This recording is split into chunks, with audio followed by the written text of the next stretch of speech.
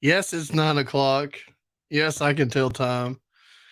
Yes, we had to move it back an hour because of Michael and his time zone in Alaska now. So here we are. Anyway, ooh, excuse me.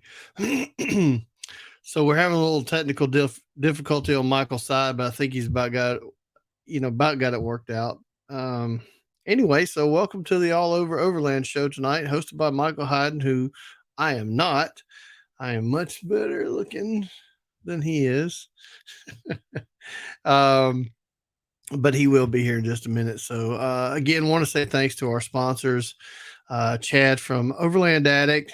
As a matter of fact, while I'm thinking about it, Chad has a special on Darchi 270 awnings. I think it's the Eclipse, maybe. Let me see here. Yeah, the 270 Eclipse. While they last, they're $9.99, and if I'm not mistaken, they're about $14.99 normally. So that's a really good deal. But that's what he has in stock, and until they're gone. So get them while you can. Overlandaddict.com and give him a shout. He's a super nice guy. By the way, Chad, I noticed today, um, has 233 5-star Google reviews. How freaking awesome is that? So, Chad, I know you've worked hard, buddy, and you deserve every one of those 5-star ratings, man, because you're in it to win it. So, anyway, give him a call or hit him up on the web at overlandaddict.com. So, and get those Darchies while they're still in stock. Um, Also to Midland USA, we love our Midland radios and Midland communications. By the way, Midland does have their new Midland repeater. It's back in stock. I noticed that a couple of days ago. So that's back in stock. It's been out for a while. This is a heck of a piece of gear. So if you don't have one, I mean, it's not for everybody. Let me say that. But if you're out in the, out in the forest or area, wherever, and you're not near a repeater and you want to have a repeater, Midland now has one, and it's fantastic. It's really compact in size, so much so, with a little, work, it's portable. So anyway, thanks to them, Rugged Bound. We appreciate Theo and Rugged Bound and all of our sponsors. So thank you very, very much. Tonight's guest, we'll bring him on here shortly. I'm going to bring Michael in here in just a second. I'm waiting on him to get all of his stuff done, and then we'll bring in our guest tonight. And it's, it's kind of funny. He's up there in that Canadian land, up not too far from Michael. So um, he and Michael have been talking, and it sounds like he got a really cool product. So first thing we're going to do is get old Michael in here. I think he's ready. Man, that took a little bit of time, and I'm sure there's probably an echo in here, and I'm sorry. And the mic, the headphone jack just got all crazy. Well, I was trying to give you time to make sure you had everything situated. Well, I've got it as good as I'm going to have it for the show. So, yeah, and I hope there's no confusion on our guests. I was running late. I kind of was in a panic. I sent him a message. Hey, look, we're having just a little bit of computer issue, but I sent you, if you're out there listening, I sent you the invite on. He's waiting. Oh, he's in the thing. I can't. Yeah. I'm on my phone now. I can't see who's in the green room. Oh yeah, there's some guy. He's got a gun. He's got a gun and a sign that says, "I'm gonna kick your fucking ass, Michael." Well, very good, because I'm teasing. that's weird. I don't like this. I know. I'm gonna have to get my computer. Well, just a new set of headphones. That's how I think is. The other problem is that your phone picks up my voice and it mutes you. Oh, is that the issue we had the other day? Yeah. So, do you have headphones? I mean, ear pods? No. I mean, I do. Okay. Anyway, hey, look, I'm gonna. Here's what I'm gonna do. Since we're set up kind of this way, I'm probably gonna just kind of go into the background and hang out for a bit. Let you do your Hey, thing. got me all concerned about what do I need to do? Well, I mean, unless you got headphones to hear through, so that your phone doesn't pick up the voices, we're not gonna do anything. So, Well, anyway, here, keep talking. Let me run up and get my earpods, see if that'll help. you want to introduce our guest first, and I'll bring him in. Well, let me run up and get them. Why don't you just talk? Jesus. Okay, so I'll Or bring, talk. or bring I'll them in. talk.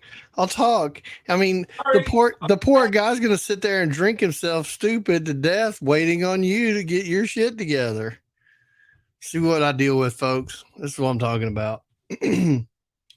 Hey, I'm gonna bring our guest in here, and we're gonna have a slam fest on Michael. Here we go. Ready? I don't even know this guy, but I'm gonna bring him in anyway. You're live. He's not even ready. Can you hear me? I can hear you. At least you can hear me, I hope. Maybe. You can hear me. Okay, that's good. I can't hear Yeah. you yet. I might be having technical difficulties. Oh here. no, I can hear you. Here we go. It's going to be a night of Maybe it's all you guys up north of the border. Where are you? Who knows? Anyway, so it's going to be a fun show tonight. Anyhow, Michael will be back in a minute. He's getting his headphones. Clearly, we're all professionals here. Oh yeah, we are. We're definitely all professionals. Can you hear me now? I can hear you just fine. Yeah. Okay, cool. Yeah, we got you. Poor Michael. He anyway. All right, so do me a favor. Tell me your name. Do you like that Oh, better? yeah. Lee? Sorry, guys. My name's Dave. David Dion. I was going to. David Dion. All right, so guess what? For those of you listening who aren't watching, we have David Dion, right? David. Yeah. Okay, and he says blind man to Overland, but tell me the story behind that now. Yeah. So, Blind Man Overland is the company that manufactures the Yuccapac camper. And we manufacture that right up here in the Great White North and Central Alberta, Canada. Currently, we were the first to market adventure camper of this style in the country. That's kind of our claim to fame, so to speak. Sweet. Michael, can you hear us, buddy? Hear me? There's a delay, so there's no sound, and then all I heard was me.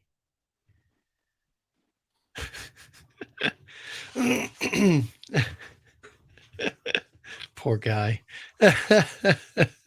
Anyway, so we're glad to have you. Occasionally we do have these technical difficulties, and in Michael's defense, he is just getting settled in up there and hasn't had a whole lot of time to spend on fine tuning everything. So he'll get there. We'll give him a little bit of a leeway right now, but anyway, I've been too busy going to places like Homer and Exit Glacier. Yes, I saw the Exit Glacier video. That looked great. That looks like a great place. It was so cool. Yeah, So absolutely. Cool. So, okay, tell me the name of your camper again, because I just somehow or another can screw up the name when I try to say it. Oh, you can say it either way. A lot of people say Yuccapac. It's a Yuccapac or a Yuccapac camper. I was saying both. It's actually pronounced Yuccapac, but I spent the first 18 weeks of saying my own company's product wrong, so I was kind of pot committed at that point. So, now, speaking of which, it's an unusual name.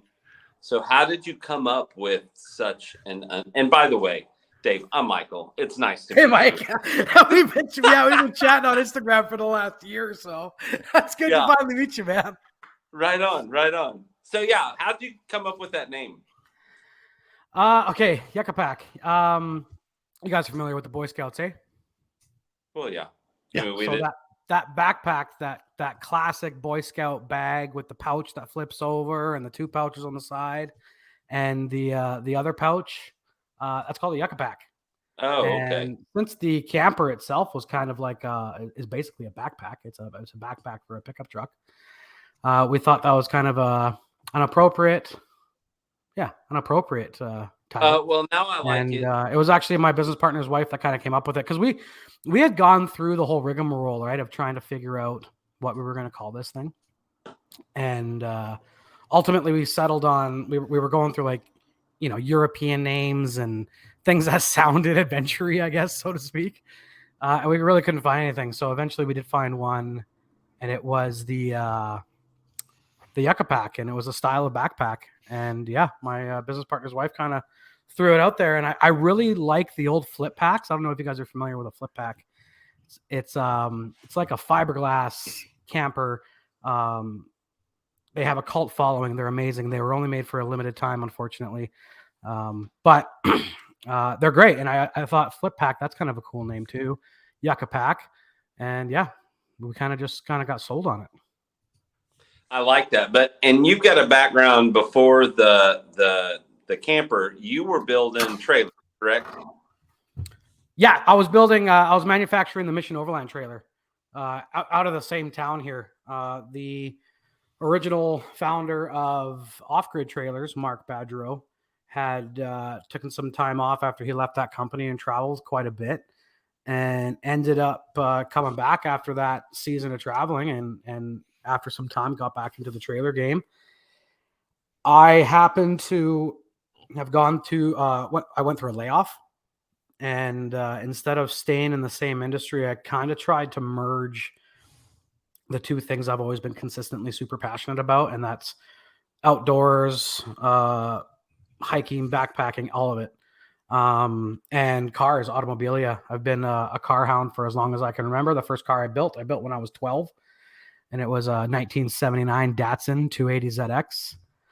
So the old S130 is it's people are sleeping on the S130. Michael loves that. My mom had a 240 whenever I was little. No way. A 240Z. Oh, that's sexy. Yeah. I like that. That's a dope car. That's the dream car, man. That's what I gotta sell like 1,500 Yuccapacks, and then I can buy a 240. They've gone way price. Yeah, for way up. Yeah, they're out of control. I'm still trying to figure, if you guys are wondering what's going on with my eyes, I'm still working with this new studio setup. We've actually just moved into a new facility here, and everything's different now. So I actually have like a little studio set up in here. And when I'm talking to you, I feel like I want to talk at the camera because I'm a vlogger, and this feels natural. But then my eyes come over here to talk to you guys because you're on the screen. And so if you see me, I'm not having a stroke. I am just trying to be polite and look in the eye when I talk to you. Just real quick, there's a 1972 Datsun 240Z 5-speed with the L28. Oh, no way. The bid is currently $40,000, and it has 19 hours left. Is that the EFI L28 or the carbureted? It doesn't. Well, I'm sure that's probably buried in all this text, but there's also a 72 240Z BRE Tribute with the 3.1 stroker. Oh, that's more my style. What? Yeah, it's all done up in racing, and has numbers on the door, and yeah, it's pretty sick. So that's sick. The last one I had was just a stock L28 82 S130. Yeah. And Buddy couldn't get it running. I think I picked it up for $700 because he was just done with it, and I had built a couple of these already, right? Yeah. And I was like, oh yeah, man, they're kind of finicky. You're not gonna get, you should just sell it. $700. That's a good deal. I'm gonna come get it. Like, oh my god. Yeah. Yeah. So I mean, I picked it up and slammed it. I just cut the springs on her and took out everything that might have been heavy, and I just sent it sideways around most corners in my hometown for a bit. Oh, sweet. Oh, geez. All right. So you've been with you worked with Back to the Other before we went down the rabbit hole. Yeah, you were with Mission. Yeah. Yeah, I was with Mission. Mm-hmm. Yeah, they launched. I started working with them, and that was a super awesome experience. And shout out to Mark and Marie. They're some pretty cool cats, those two. And eventually what happened is we built that company up to such a point where we were struggling to meet demand with the facilities that we were operating in out of Lacombe.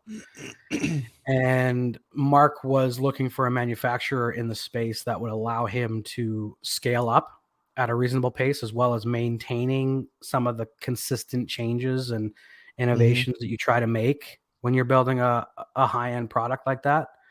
And so he found a manufacturer who could help with that in Winnipeg, Manitoba. Oh, wow. Okay. Which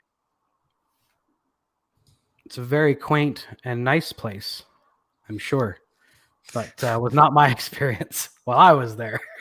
That was That's a little fun. political. That was political, but that's yeah. I Yeah, love it. you know, well, I'm a Canadian at heart, and I've got some love in my heart for every province, but some are better. That's just.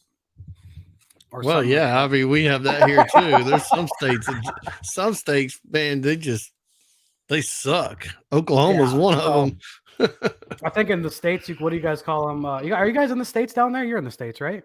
Yeah. Well, I Yeah, so am. Michael's in Alaska. I'm in Oklahoma. right. Yeah, Michael, I knew you were in Alaska. Yeah. That's right. Yeah. I think you guys call them flyover states in the United States. We kind of have flyover cities here. And I love this country, but I don't love all the cities in it. And so I wasn't going to live somewhere that I didn't want to live in. And my heart lives in the mountains. I think that was the main thing, is Yeah. the West out here is so wild, and I think I feel a little wild, and it just feels more like home to me. So You didn't follow him, did you? No. I mean, I did. I do want to say, like, I went out there and I helped them with the transition, and I trained the staff on the design process, and and as best as I could. But this is where it gets kind of tricky, because we had launched this new company and we were building this prototype camper. Meanwhile, I'm actually in Winnipeg trying to get the designs done and ready to be built, so that as soon as I get back, it's back to work as usual, right? No change. It's just work, and then just switch to a different product. So I did that, and eventually kind of ran into this thing where it was like, we didn't have a place to launch this. And restrictions up here were just getting lifted now, and outdoor events were kind of allowed, and nobody else was really risking it. Nobody wanted to do anything. Nobody wanted to step out of line and do something for people who had been stuck inside for a long time. And now they were allowed to be out, and everyone was kind of just like, can we not? And so we kind of just we put it out there. We got our insurances and got all of our paperwork done, and we launched this big event so that we could launch this product at it. And so that's how the AOA Expo was born as well. That's the Alberta Outdoor Adventure Expo. Nice. So I'm trying to plan all of this while I'm in Manitoba, going through this merger type thing while doing this expo stuff, while also supposed to have a brand new camper to launch in this expo that's in like 2.5 months that I haven't started building yet.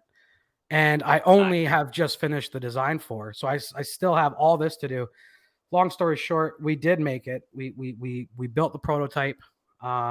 We threw it on the truck. We launched it at the expo, and we actually made our first sale at that show.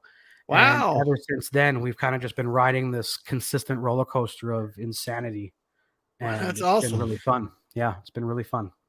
Damn. Yeah. And Michael, they make one for your Nissan too. Well, that's what I was about to say. I was about to say, Dave, since he was into the Datsuns, have you just always been a Nissan person? Yeah, that's kind of how it's been, actually, is the Datsun kind of kicked it off for me. I got really familiar with their part numberings too. Like when I was in high school, I apprenticed as a mechanic, and I was an apprentice mechanic up until even after I came back from college, I was an apprentice mechanic. So I've been pulling wrenches since I was 12 to today.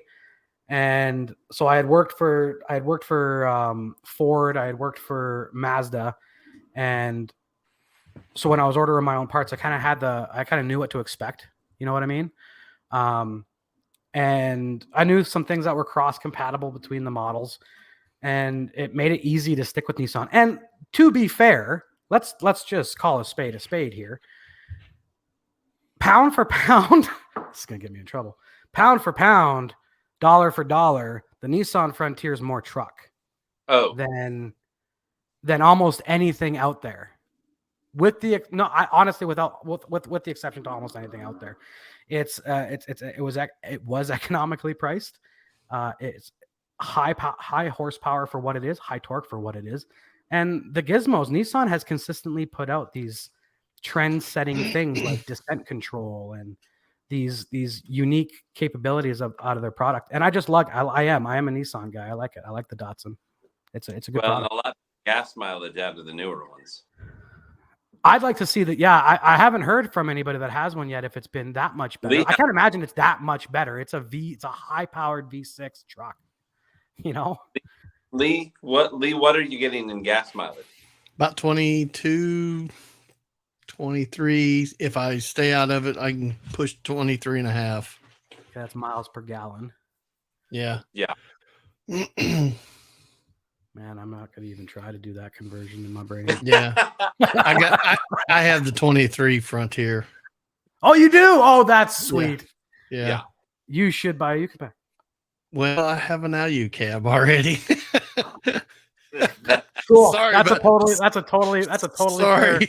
That's a totally fair camper to have. That's I took it off my ZR2 Colorado. I had the diesel cool. and I took it off that. And so And did you have to do correct me if I'm wrong, did you have to do the conversion for the barn door kit, or did that bolt straight across? So there is a fit kit for each truck, each style. And I'm still waiting on Alucab to finish theirs. Okay. The reason I bought the truck was they put a teaser video out saying that they were going, and they had a prototype. And so Lee got a little excited, went, new truck, bought it. And here I am, Michael, 4 months waiting on a fit kit still. I haven't had my Alucab in 4 months. Yeah. That's So, rough. if it doesn't happen soon, then you never know. You may get a call from me. Hey, 8 to 10 week lead times. So, We can get you in right away. at this point, hey. I'm just bugging me. I'm just bugging. But seriously, Alucab's a great product. I think all Michael and I've had this discussion, and in total fairness to everybody here, I've never seen your camper in person, so I can't put up any kind of judgment on it. It looks very nice. It looks like it's well thought out and well built. But Michael and I've had this conversation is, yeah, I like the Alucab. I like it a lot, but it's a lot of money. And then you go to something like a Go Fast, and I don't like a Go Fast at all. I like sorta, but I don't like the material. So I wouldn't buy one. And nothing against them. I think they do a good job, but Michael knows my place on that one. I wouldn't buy it because I don't like that thin, flimsy material. Mm-hmm. I seem to the way I look at the variations out there, I think the best way to look at it was this is there's a whole variety of different styles of camping that are kind of out there, and specifically like the adventure campers out there that travel long distances, et cetera, and everybody's values on what they need out of their build and out of their rig and out of the experience in general is such a different thing for everybody. Alucab fits a very specific niche. Go Fast fits a very specific niche. Yeah. And within that niche, it's actually quite a large population of people. So there's room for kind of everybody to exist for the most part. Yep. Up here in Canada, we're the only manufacturer.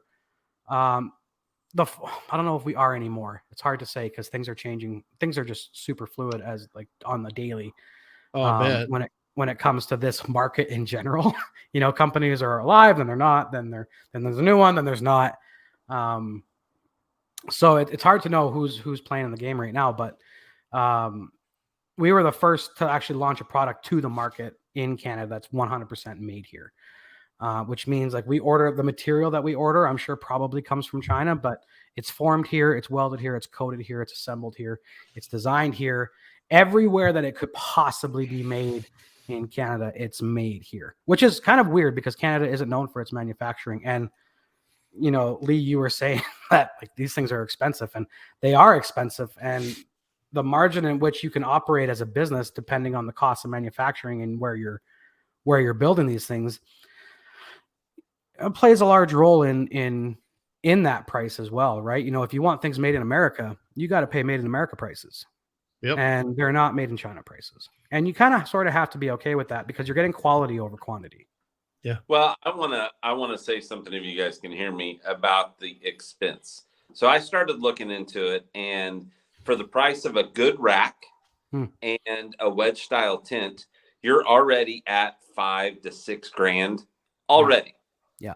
So then you don't have the security that you have with the rack.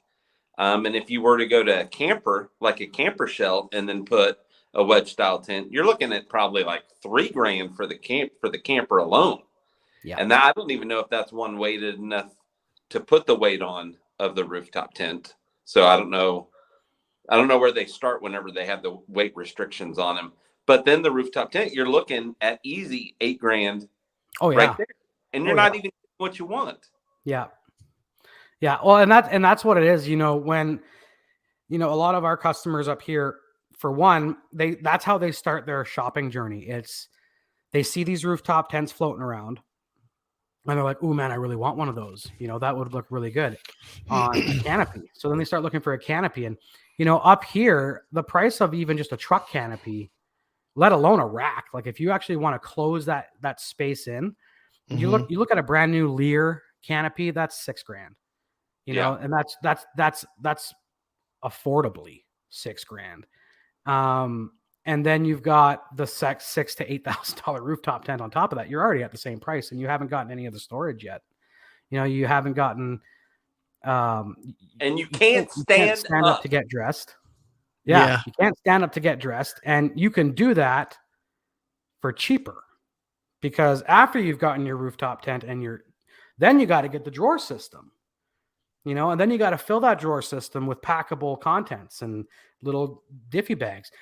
Where the Yuccapac really, really shines is the fact that there's storage built into it. It's I can't remember who I was talking to this to about recently, but it's when I was doing my research, I really wanted to go fast. I wanted one of these campers. They fit my lifestyle. They fit how I wheel, and they fit how I camp. So it made sense for me to want that style of camper. So I looked at everybody. And as a consumer, it was just like none of these really hit it. The Alucab was the closest for me that hit my want points, but I still had to add several $1,000s to get even the basic level of storage as a drawer or as any sort of integrated storage. And so it just didn't work. Like I didn't want to be out that much. I wanted something that I could just honestly just buy, have the basic stuff in there, so that my camping gear stays in the camper, but my truck also stays a truck. And that was a tall ask. I think I nailed it. And I think other people obviously think I nailed it too, but that's kind of where the Yuccapac sits. It's as if you're looking for a camper that's still a canopy, you can still use your truck, but is really a camper, that would be the way. Because all the comment sections when I was doing my research, all the comments were like, it's just a canopy with a tent on it. It's just a canopy with a tent on it. And I thought, okay, if I'm going to call myself a camper, I better not just be a canopy with a tent on it. Yeah. And we are that, but we're so much more. Yeah. I was looking at your pictures and noticing one of the things I can tell different between yours and say a Go Fast is take a look at, for those of you listening or watching this, even in the future, go look at the website and look at how thick like the walls are on your doors and your side compartments and everything, and look at them. They have to be heavily insulated, or at least I'm going to guess they are, because they're thick. They're not like just bare metal. and nothing gets Go Fast. I'm not trying to knock them. Even Alucab's the same way. It's just sheet metal. But it looks like you have a little bit more. And that's where, so in our campers, a base model will be that. It'll be basically a shell. It won't be any different than what everybody else is creating out there in the sense of what you have for covering your walls. But it's 1/8 of an inch thick. Right. So we're not talking a 16th here. We're not talking flimsy aluminum. And I mean, we are talking flimsy aluminum technically, but we form every piece. So we don't weld a structure together and then skin it. Yeah. Every piece is actually formed and broke. So what we end up having is a box inside of a box inside of a box. So it's Right. extremely strong.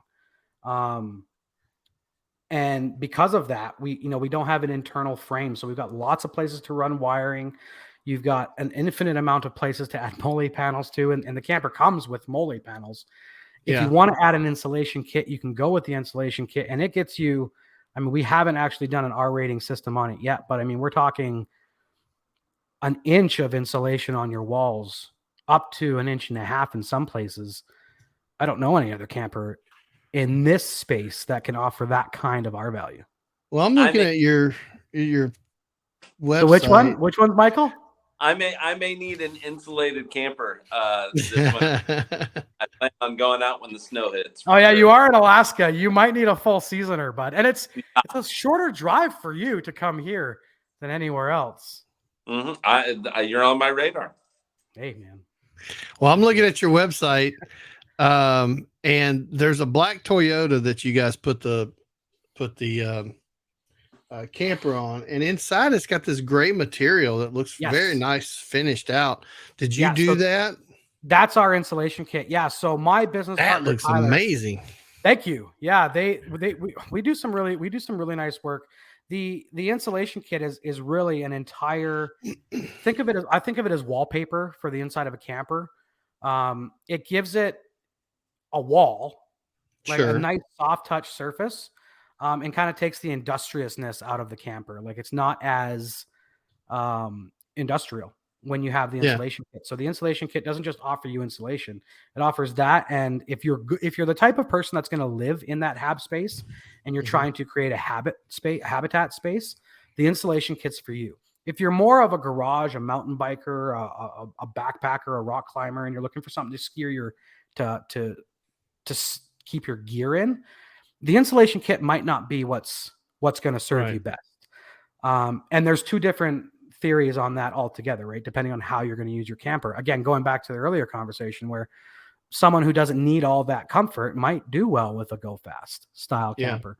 Someone who wants the option though to trick it out and make it like a really good touring camper, they also have the ability to do that. So it kind of fits really well in that you can really make it whatever you want. I know everybody says that, but like with a Yuccapac, you could really make it however you want to make it. Well, I don't know what type of material that is, but it looks fantastic in the picture.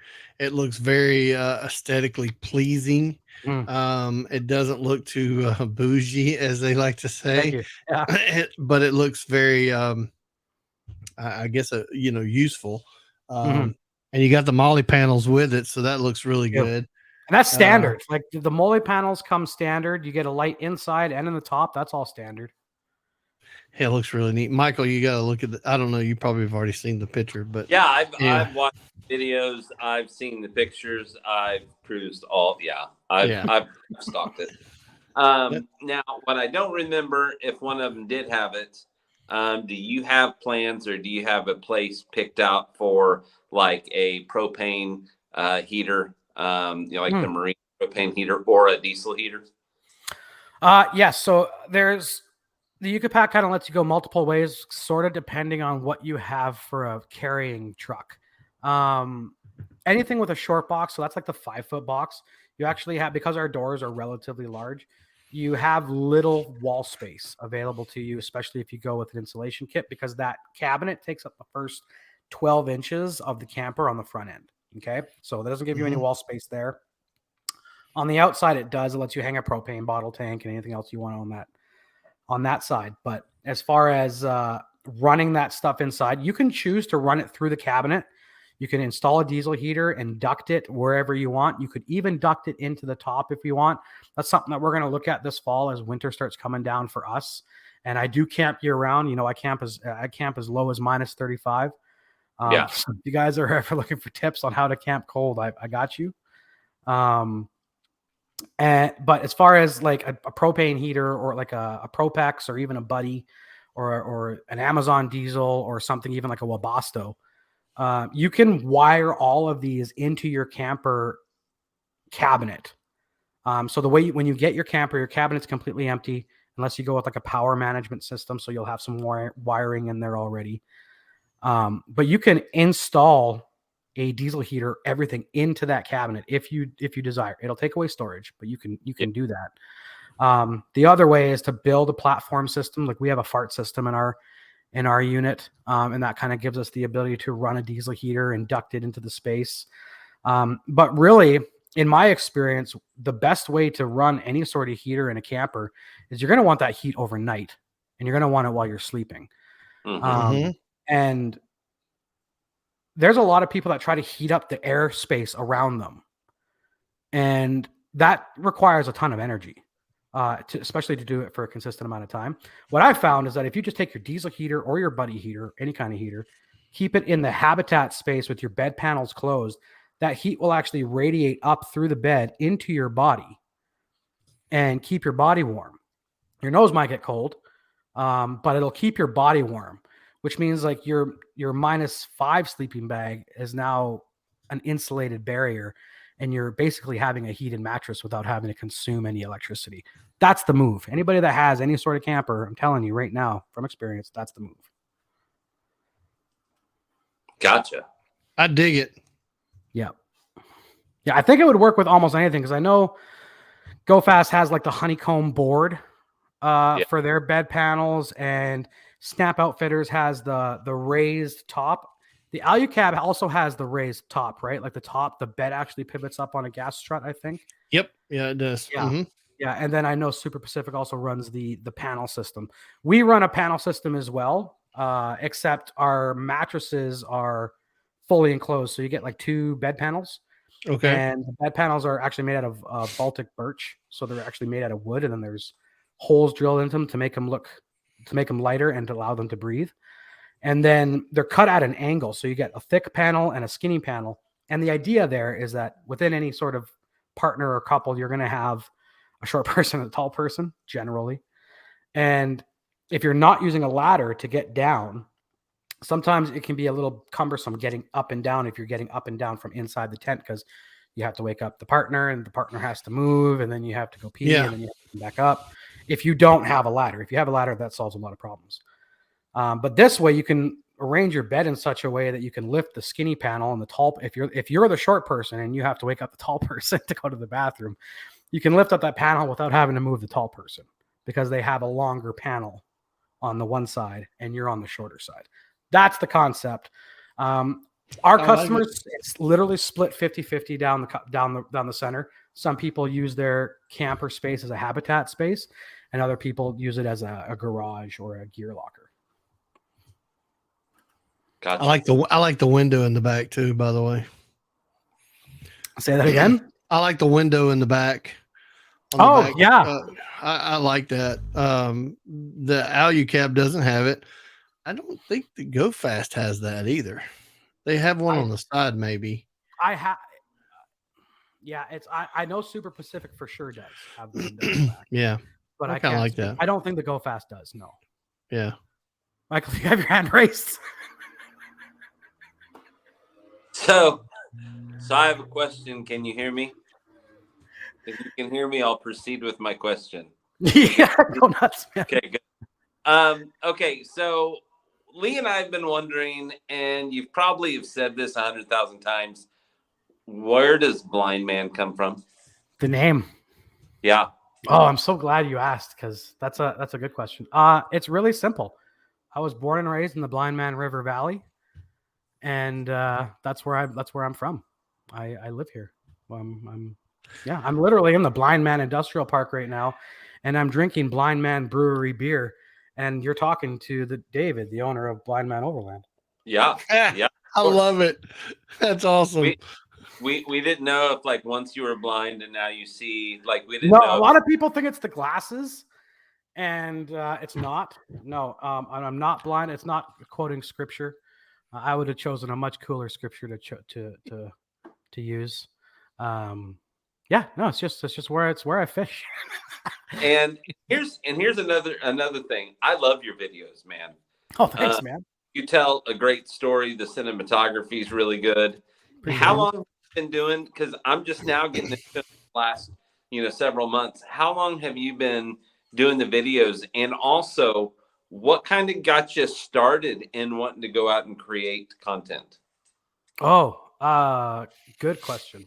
I swear to God, I'm super prepared for this interview actually, because I just made a video that I was going to put on my YouTube of like the kind of the story of like where this kind of all came from. So I've already Oh, we can give tease. Let's tease it. I didn't post it, so you guys get first dibs, obviously. Anyway, so Michael, sorry, just repeat your question one more time for me.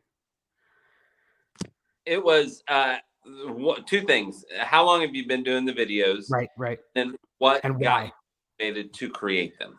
Right. Okay. So I've been doing videos on YouTube, I think now for 4 years. If you go like way back, you'll actually see the Datsun I was talking about today, where I chopped the springs and slammed it. Those are my first 2 videos on YouTube. I had a house at one point with a shed and a Datsun, and the YouTube channel was going to be called the Zed Shed.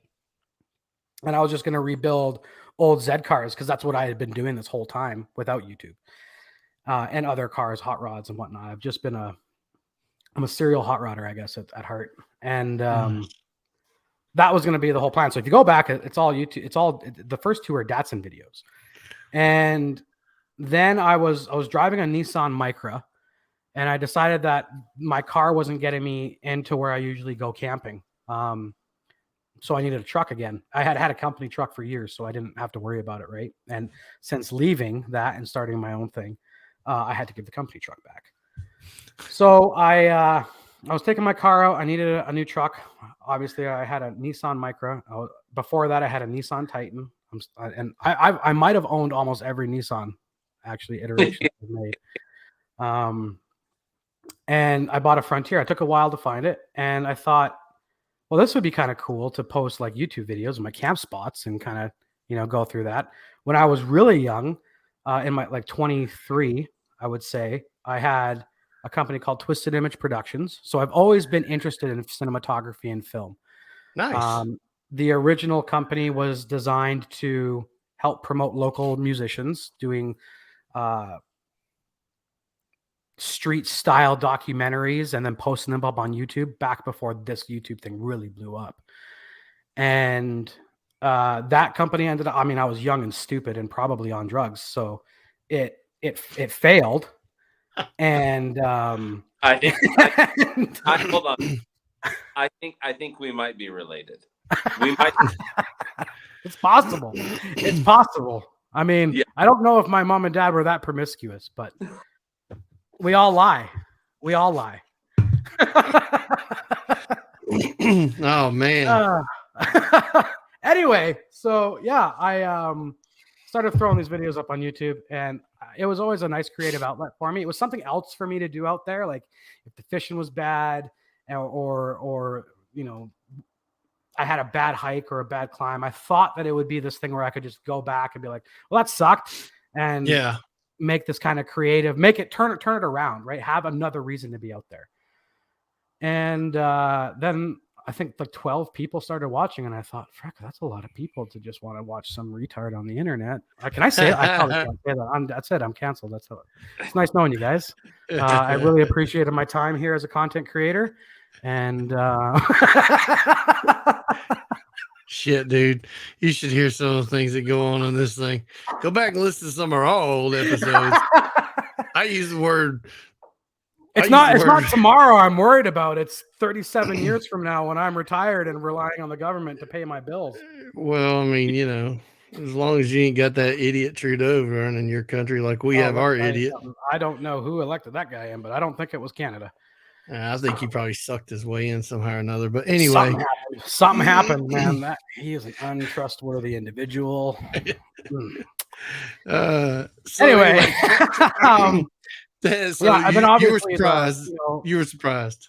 Yeah. The lost years that we've all had under COVID kind of kept me going out there a lot more, right? And then I started posting a lot more because I had a lot more time, and 100 people would watch it. I thought that was absolutely nuts. And I had this thought. I was like, someone might say that you only got 100 views on that video, but if there were 100 people sitting in this room right now, super interested in what you were doing, you'd feel pretty special. You'd feel pretty important. And I felt pretty good. I thought, heck, that's cool. And then some of my friends watched it and they thought it was cool. And then I got regular people commenting and they thought it was cool. And this thing started to grow inside of it, whereas like people just wanted to hang out. And Yeah. I met some incredible people from YouTube. I think the majority of people for sure that I hang out with consistently, like my circle is small. But most of them are real relationships that have actually come from social media. So I used to be the type of person that would just hate on social media until I realized it's social media. You have to be social.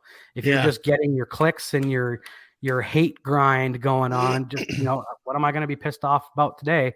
If that's all you're going on there for, then that's all you're going to get out of it. And I just decided to switch it up a little bit.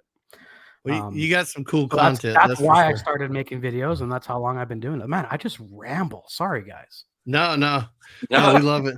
We love it. No, I think I like his. I'm like Michael. I like the cinematography. I like the way you you kind of present the story. So what? Well, I try. Yeah, I try. It's an adventure, right? Like the whole point of it is the adventure. Like the whole concept is, hey, I'm gonna go out here and see what the hell happens.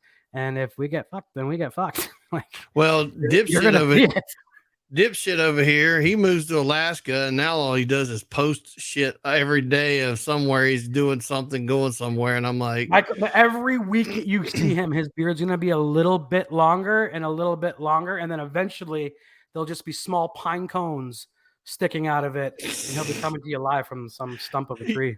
Yeah. I don't think it's. I don't feel you, Michael. I think we might be related. That's funny. Yeah, those things are kind of aligning up in a weird way. It's getting a little. Michael Gonzalez is like, I'm not real sure, but did Michael move to Alaska? Yeah, he did.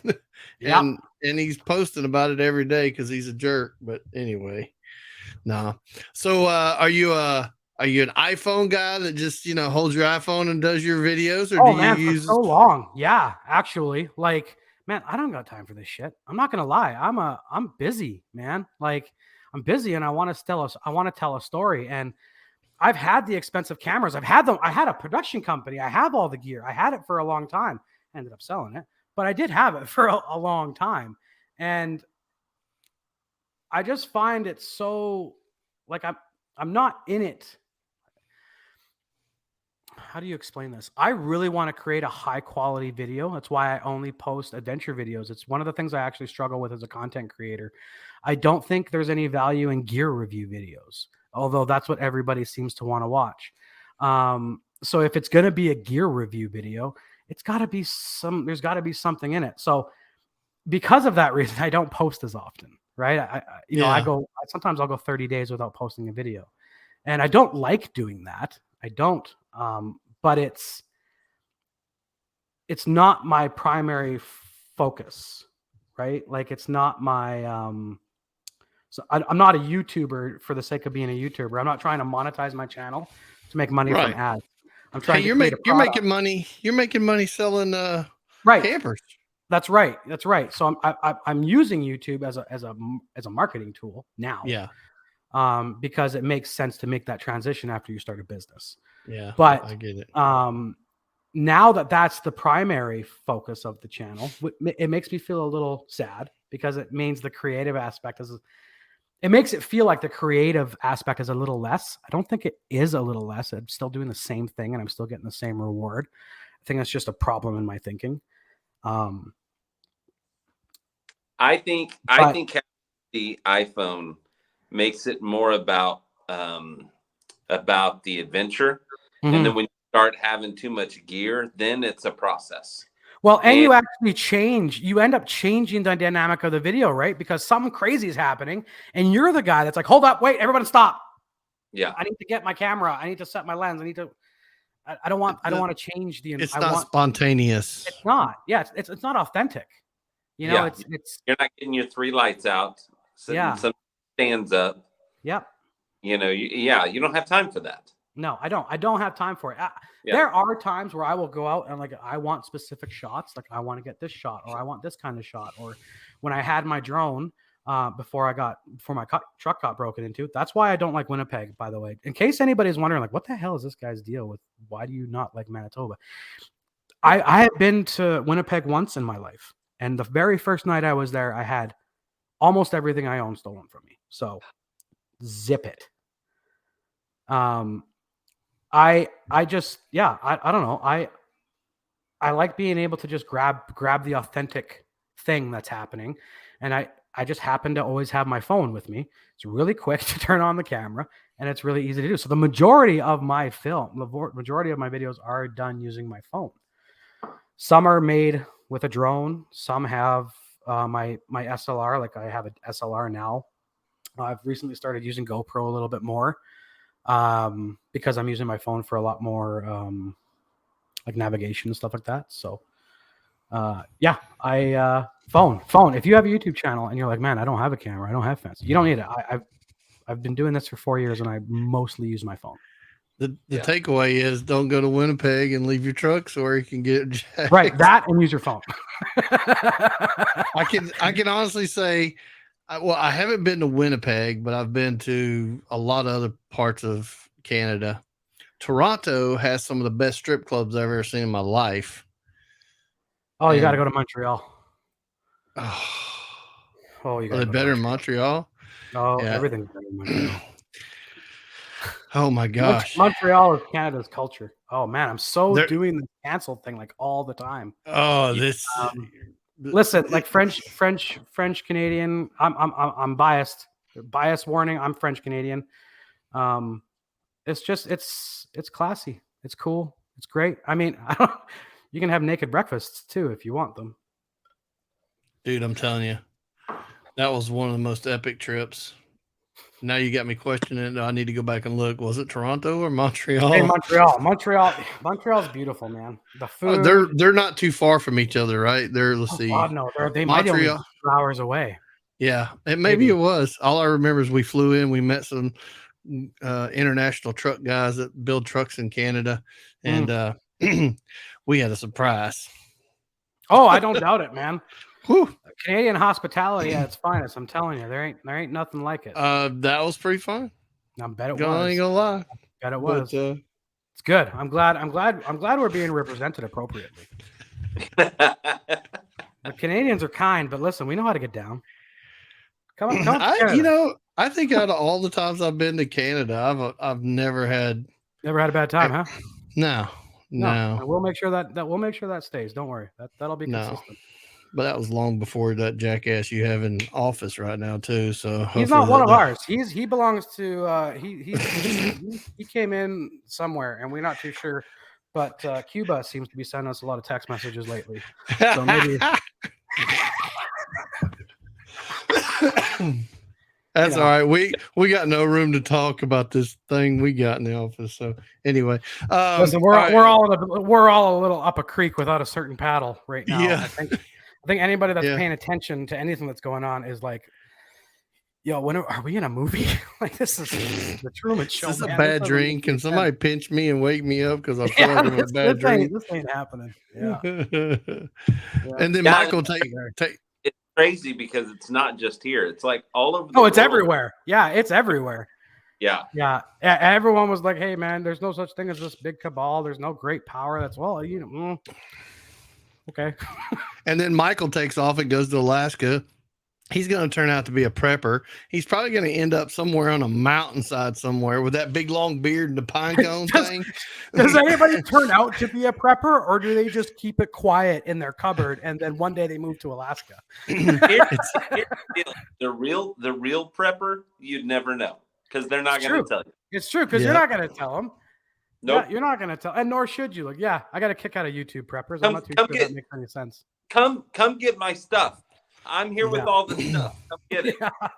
Yeah. Let me go through your shopping cart 6 months before you have to use the checkout. Just check my YouTube. You'll see everything I have. I mean, I'm no different, I guess. If everyone knows where to go if they need a bug out truck. Oh gosh, that's too funny. All right, well, we just about made it an hour. And so, Michael, you got any final questions for David? I guess my question would be like, what's lead time, and do you ship to Alaska?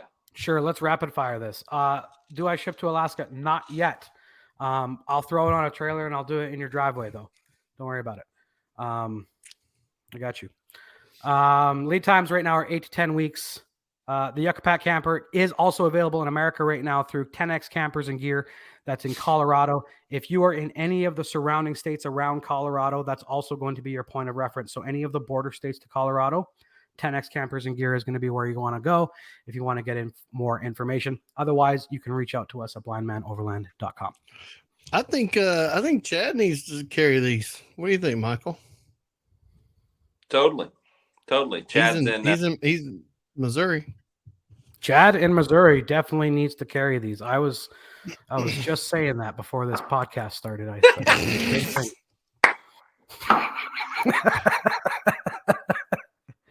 it's weird. You know what's funny? You know what's funny is Michael and I have this thing where we all have our buddies and our friends and people that we know, whatever. But not everybody's got a Chad, and we have a Chad. Man, and Chad is dapper. Like Chad's got the perfect hair, the perfect beard. Good. His wife makes going on. And his wife makes the freaking best bourbon pecan pies in the world. So, everybody needs a Chad. We just happen to have what we think is probably the best Chad. Best Chad. Well, I don't have a Chad. So if you guys are looking to share a Chad, maybe there's an app we can develop that could get everybody their own Chad. Chad chat? We need a shirt. We need a shirt, and everybody needs a Chad. But that Chad, a skin, like just steal got milk and just go got Chad. Yeah, got Chad. Then put his phone number on the back and don't tell him. Oh my gosh, yeah. That'd be awesome.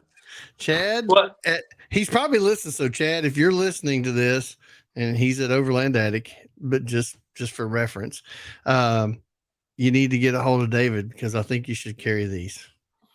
Chad, I feel like we're friends on Instagram. That's the ice broken, my friend. All right, guys. So we are at the end of the show. So we're going to wrap this up. And this is where I say, Dave, thanks for coming on. And I've been following you for a while. I think your camper is right on. And not only because it fits a Nissan, but that is a big deal. It is. Yeah. Thanks, man. Listen, I really appreciate this. It's I felt like we got on really well, and it's not every day that you can kind of jump on a podcast and relax and hang out with some like-minded people. That's what I love about it. That's why we do this, right? That's why you guys started a podcast. That's why we started Expo. That's why we build campers. It's because we just want to spend more time outside.